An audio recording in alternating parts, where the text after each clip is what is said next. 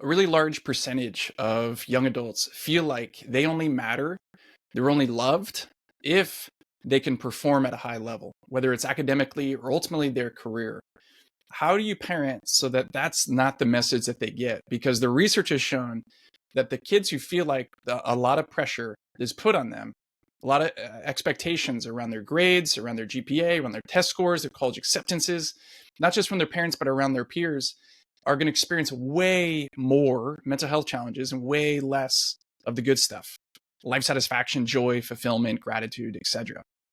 My name is Scott Schimmel. I run the YouSchool, and for the past 2 decades, I've been working with this population of young adults, helping them transition to a confident, clear, healthy adulthood.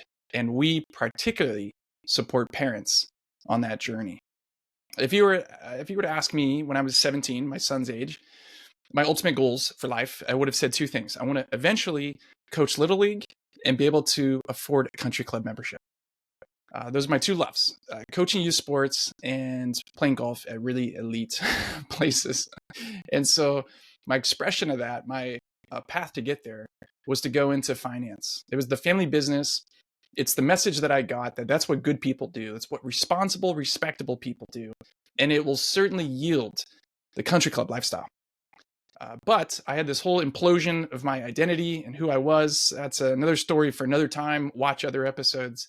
But what I ultimately ended up doing was not going into finance, and instead trying to design a life where I could be invested in my kids' lives to the degree, in many ways, what I always longed for. Now, the research has been showing that, again, kids who feel this sense of pressure to perform academically will maybe, ironically, do better in school, perform at a higher level, but they'll learn less. Same thing for employees. Employees who feel a lot of external pressure to meet the goals, meet the deadlines, hit the quarterly results, try to get to the bonus structure. They will work longer hours and likely produce more, but they will be much more likely to experience burnout, lower job satisfaction, and ultimately retention issues because they're not going to be able to last long enough. So when you, as a parent, when you think about how to properly walk alongside your kids so that they are motivated for the right things, how do you do it? Do your kids, and from their experience, do they receive more questions from you at the end of the day, at the end of the quarter or the semester, about their grades or about who they are as people? Now, you might feel like, oh gosh, all I care about is them and who they are. But you have to ultimately say, how was the test? How did it go? Whoa, what's with this B minus? That's and because you carry the kind of meta picture inside your pocket all the time.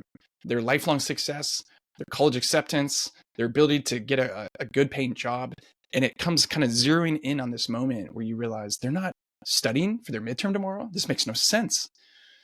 And from the kid perspective, what they're experiencing likely from you is that it feels like the only thing they care about from me is if I perform well. And it's not just academics, it's also around sports. We're raising our kids in a culture where elite, hyper-specific sports is really normal and common. And at the end of the game, on the way home, in the car, what do you talk about? Do you talk about how it seemed like you were having fun doing the cheers and eating sunflower seeds in the dugout? Or do you talk about that first pitch that they didn't swing it? Performance. What I've learned is at the end of the school day, even though there was a test that day, that the first thing coming out of my mouth from their perspective better not be, how'd you do? How did the test go? Did you get your results back? As though I am so anxious on their behalf that if it didn't go well, somehow I'm not going to be okay, which means they're not going to be okay. Rather, the first question out of my mouth, probably nothing because they don't want to talk. But secondly, it would be this. What'd you have for lunch today? Who'd you sit with? Did you guys talk about anything interesting? Is there any drama going on with your friend group? Did anything out of the ordinary happen at school today? And then eventually, oh, by the way, I remember you have this math test. How did that go for you? Did you feel confident? Did you feel like you could really focus and stay engaged? And at the end of that is, by the way, how'd you do? What I'm not suggesting is that we would take our foot off the pressure of expectations, but that we'd put the pedal to the metal for getting to know who our kids are, coming alongside them and showing them that they matter and that they have value regardless of how they perform, which is tricky because we feel a high level of responsibility for who they are and how they perform. Their success metrics are tied to our success metrics. Or are they? Chances are, if you're watching this, listening to this, you're the kind of person who cares about intrinsic values. Things like compassion, kindness, service, being a good human, becoming a better version of yourself, being a great citizen, all these kinds of becoming the kind of a peak performer at whatever task you're performing, personal development, mental wellness, caring for the poor. Those are all expressions of intrinsic values. And how do you include those things that you care about so that what's imparted to your kids has an equal balance of, yeah, you got to study for your math test because it is important, because it demonstrates later on that you have what it takes to hold down a steady job and learn complex skills under a lot of pressure. And it's also a responsibility now. You want to be faithful to steward the expectations and responsibilities you have for the time being, but also include, by the way, the things that we care about in our family are these things. Here's my tip for myself, to talk about those values, those intrinsic things, and not to wait for them to ask questions.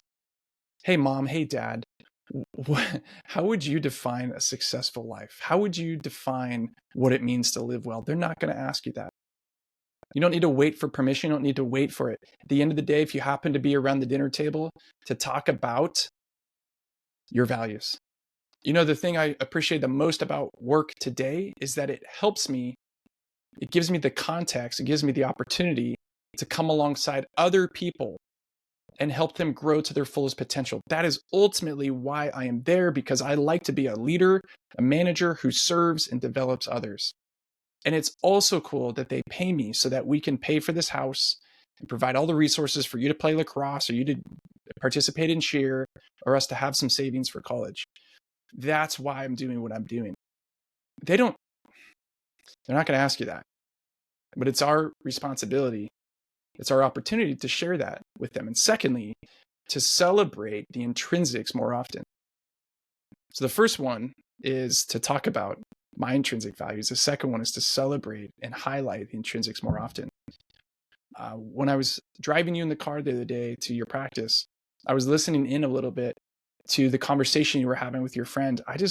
It makes me realize, like, you ask really good questions. You're a really good kind of friend in that way. And that's one of my favorite things about friends. I saw you being so diligent to study for this test that you had. And one of the things I'm noticing in you is this kind of characteristics, this quality of diligence and discipline.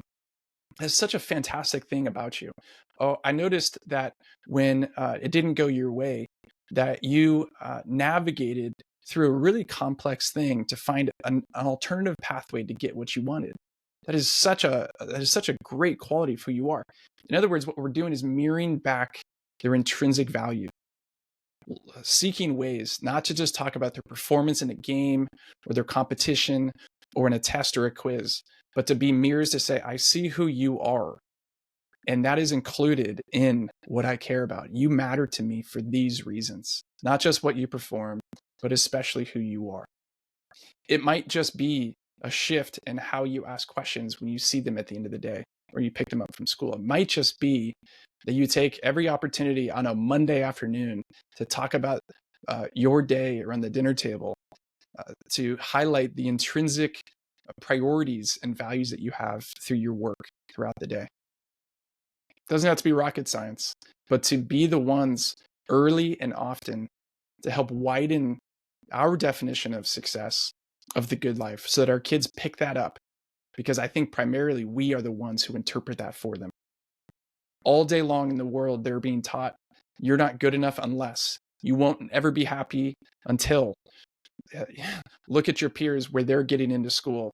Look at how they're performing. Look at that kid who's younger than you that has X number of thousand followers and sponsorship deals on TikTok and Instagram. That's bizarre.